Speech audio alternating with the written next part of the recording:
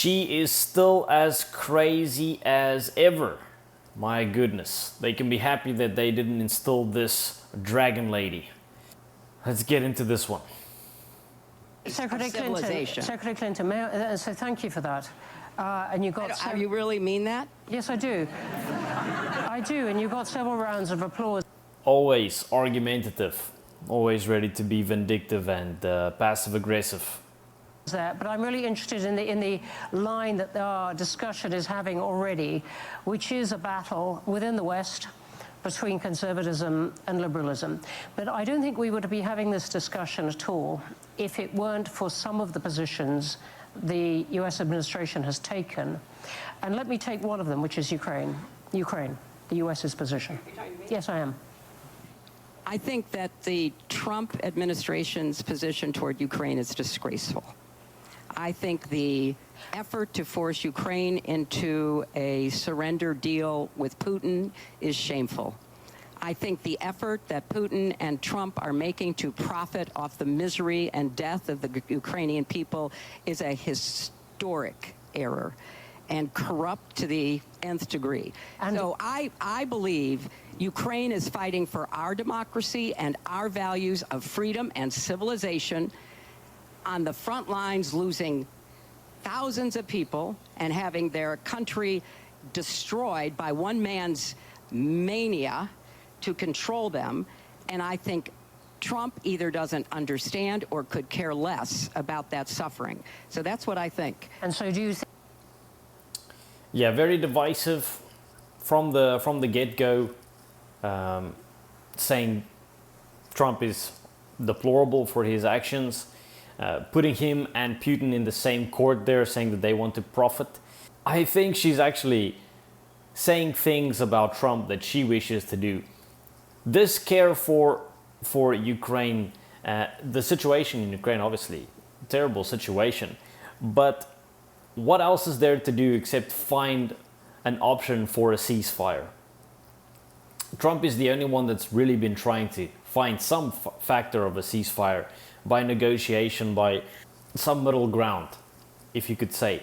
He's come out and said how difficult it is and it has been to negotiate with Russia. I do think Ukraine are coming to play ball at this moment. They want a ceasefire. They want to seek that through any means. Are they fighting for everyone's, for all civilization? No, they're not. They're fighting for themselves. This whole thing where she says it's a deplorable, it's disgraceful what Trump's doing. Trump has his own country, his own people to care about. It's not his deal to take care of other bigs and bickers everywhere else. The people in the US are already unsettled and quite rowdy on things, on issues that they need to deal with in their own country. This focus, this endless focus that, I mean, she and her side, they were the warmongers, the original warmongers in the Middle East, spending time there to, I guess, profit and profit off the war and profit off the things in the Middle East. That was her husband's thing. She would have been the worst president ever. But immediately coming out, not explaining, just saying that these things are terrible, their stance is horrible, they're going against civilization and human rights, all these shenanigans, emotional arguments that she's just spewing. She's obviously still bitter about losing to Trump, but she's a wild lady. I think he has destroyed the West, to go to our title. He has betrayed the West. He's betrayed human values. He's betrayed the NATO Charter, the Atlantic Charter, the Universal Declaration of Human Rights. A lot of what has been done before to try to make sense of how difficult it is to restrain people who want unaccountable power. And none of us in this room, including all of us on this panel, would choose to live under a regime that was so unaccountable that it could act with impunity the way that Putin does, except that's who Trump is modeling himself I don't think we would be having this. You know, this is a crazy argument. They love to say that Trump is a fascist. They love to say that he's the people, he's all the people that are bad. at the same time. If there's a bad person in Russia, he's that bad person. If there was a bad person in the past, he's a Nazi. Whatever, anything to just discredit Trump with derogatory terms. But there is no evidence on the policies that he's actually that person. Trump is not participating in these kind of things. I think Trump makes many mistakes, and he definitely, there are definitely things that could be done in a better way. It's never good to just blanket one person and say that they are completely right or completely wrong. But in this case, she has no interest in explaining the policies and what he's actually done, because none of what she said he has actually done. But she would like us all to believe that he's Orange Man bad, the worst person to ever walk the face of the planet. Debate under that kind of regime, for sure. We will come back, I suspect, to the conservatism and liberalism clash within the West, but thank you for that. Peter, do you agree that the Trump administration's actions on Ukraine have produced a rift in the West? Well, first, I think you really don't like him. You know, that is absolutely true. But I really, not only do I not like him, I don't like him because of what he's doing to the United States and the world. And I think you should take a hard look at it if you think that there is something good that will come out of it.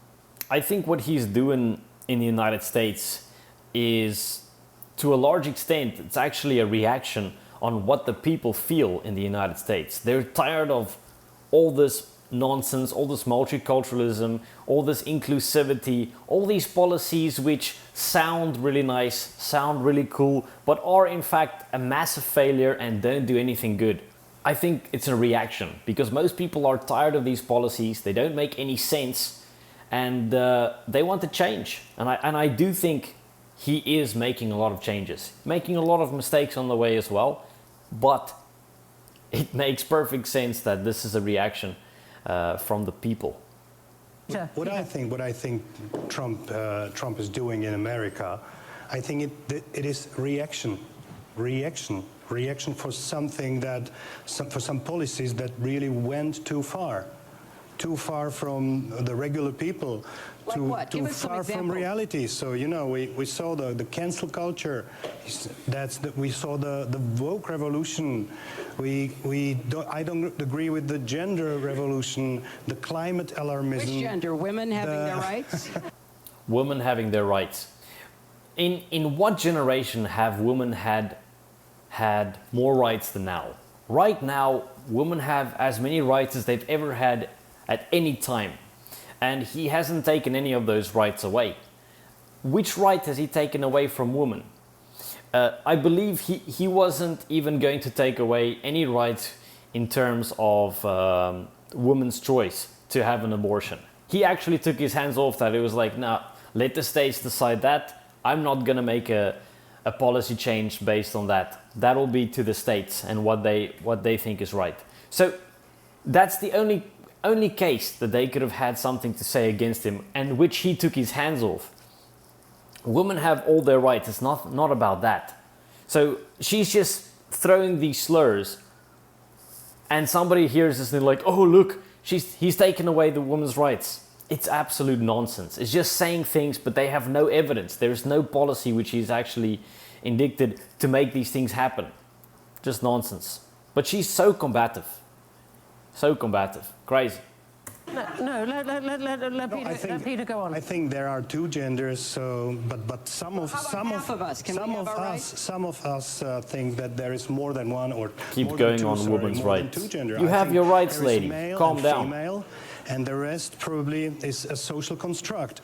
So this is something that went too far. But does that justify selling out the people of Ukraine who are on the front lines dying to save their freedom and their two genders, if that's what you're worried about? So he's selling out the whole world because he doesn't agree with gender policies. These are classic playground tactics. Just using anything that there is a disagreement upon, and then saying, okay, now is that a reason to have these? And he's not even doing that. She's like the most gaslighty person that you could ever wish to encounter. Not that you would wish to encounter her. She's extremely vindictive.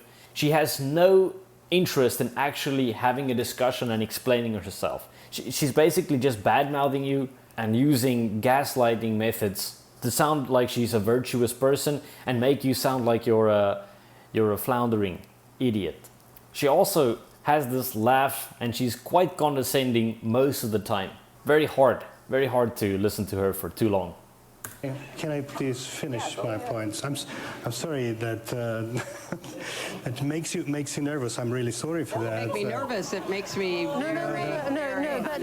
But seriously, can we let Peter finish, please? Can we let Peter finish, please? I have to say one more thing. You said that Ukraine fights for our future and for our freedom. I think first Ukraine fights for Ukraine's future, Ukraine's freedom, and Ukraine's sovereignty and independence. So we should help them, of course. This guy's spot on. We should stand with Ukraine, but they're fighting for themselves. It's a tragic thing, but the world has its own tragedies and own things to sort out in the meantime. But also, who can force Russia to stop at this moment? It's not like there are other countries, even the European Union can't force Russia to stop. Perhaps the only countries that could do something about it is, like, the only countries that I could think of would be the United States or China. China don't give a damn.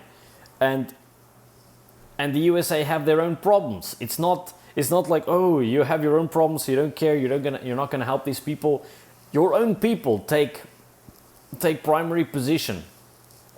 I believe that there is such an approach. I don't see any other strong geopolitical player who would be able to force Russia to stop killing the Ukrainian people and stop destroying their country. I don't see. Maybe exactly. China, but China makes nothing. I don't know if the pressure, if Trump is forcing Russia in the way that they will stop the war. I don't know. We do what we can, but I think the Russians, they probably don't care.